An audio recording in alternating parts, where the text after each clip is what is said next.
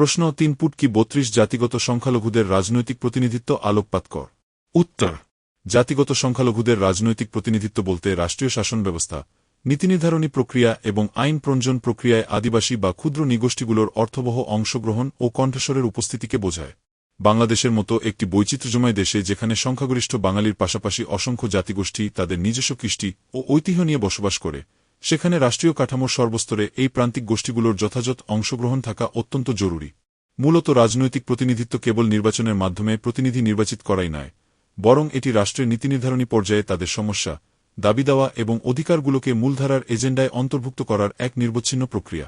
যখন রাষ্ট্রীয় আইনে তাদের স্বকীয় সত্তা, প্রথাগত অধিকার এবং সাংস্কৃতিক পরিচিতিকে যথাযথভাবে স্বীকৃতি দিয়ে সংবিধানে তাদের জন্য বিশেষ অংশগ্রহণের সুযোগ রাখা হয়, তখনই প্রকৃত রাজনৈতিক প্রতিনিধিত্ব বিকশিত হয়।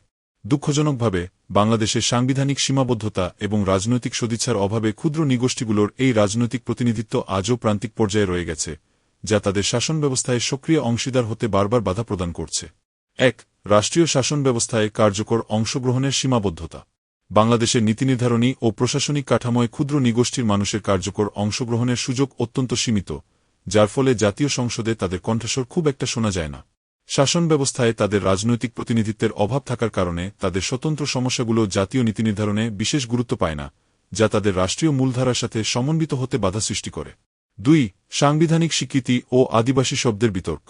বাংলাদেশের সংবিধানে তাদের আদিবাসী হিসেবে স্বীকৃতি না দিয়ে উপজাতি বা ক্ষুদ্র নৃগোষ্ঠী হিসেবে উল্লেখ করা হয়েছে, যা তাদের স্বকীয় রাজনৈতিক পরিচয়ের পরিপন্থী। এই সাংবিধানিক অস্পষ্টতা তাদের রাষ্ট্রীয় স্বীকৃতি প্রদানের ক্ষেত্রে এক বড় বাধা হয়ে দাঁড়িয়েছে এবং এটি জাতিগত সংখ্যালঘুদের অধিকার আদায়ের রাজনৈতিক লড়াইকে অত্যন্ত দুর্বল ও হতাশাজনক করে তুলেছে। 3. প্রথাগত ভূমি অধিকার ও আইনি সুরক্ষার শূন্যতা। আদিবাসীদের নিজস্ব গোষ্ঠীগত ভূমি মালিকানা পদ্ধতি আধুনিক রাষ্ট্রের ব্যক্তিগত মালিকানাধীন জমির আইনের সাথে পুরোপুরি সাংঘর্ষিক। তাদের প্রথাগত ভূমি ব্যবস্থার কোনো আনুষ্ঠানিক আইনি সুরক্ষা না থাকায় প্রভাবশালী গোষ্ঠীগুলো তাদের জমি দখল করে নিচ্ছে। আইনি কাঠামোর এই শূন্যতা তাদের অর্থনৈতিক ও রাজনৈতিক নিরাপত্তাকে মারাত্মকভাবে বিপন্ন করে তুলেছে, যা আজও অমীমাংসিত। 4. বিচার প্রক্রিয়ায় ভাষাগত ও সাংস্কৃতিক প্রতিবন্ধকতা। আদিবাসীরা অনেক সময়ে তাদের নিজস্ব ভাষায় বিচারিক সহায়তা না পাওয়ার কারণে আইনি জটিলতায় প্রতিনিয়ত বৈষম্যের শিকার হচ্ছে।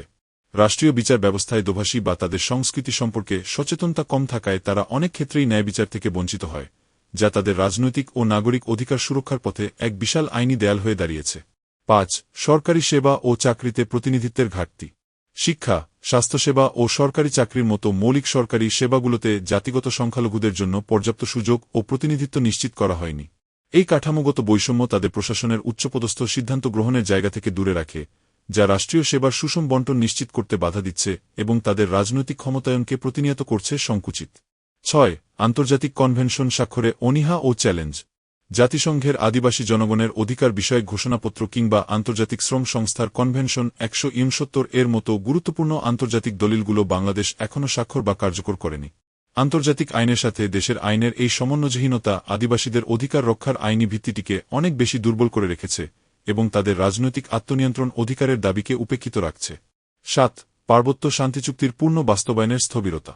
1997 সালের পার্বত্য চট্টগ্রাম শান্তিচুক্তিটি আদিবাসীদের রাজনৈতিক ও আঞ্চলিক স্বায়ত্তশাসনের জন্য একটি বড় মাইলফলক হিসেবে পরিচিত হলেও এর পূর্ণাঙ্গ বাস্তবায়ন এখনও সুদূর পরাহত।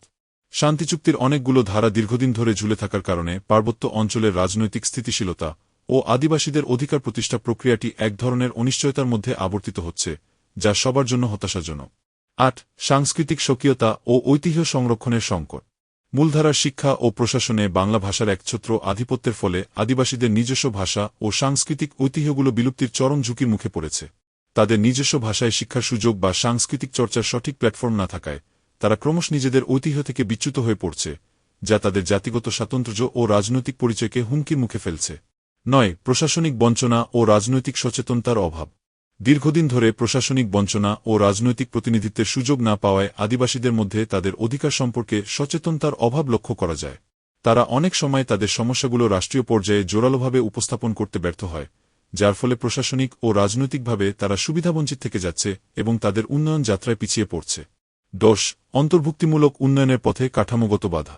রাষ্ট্রীয় উন্নয়নের মূল স্রোতে আদিবাসীদের সম্পৃক্ত করার জন্য পৃথক মন্ত্রণালয় বা কার্যকর ভূমি কমিশনের অভাব তাদের রাজনৈতিক ও সামাজিক অগ্রযাত্রাকে বাধাগ্রস্ত করছে।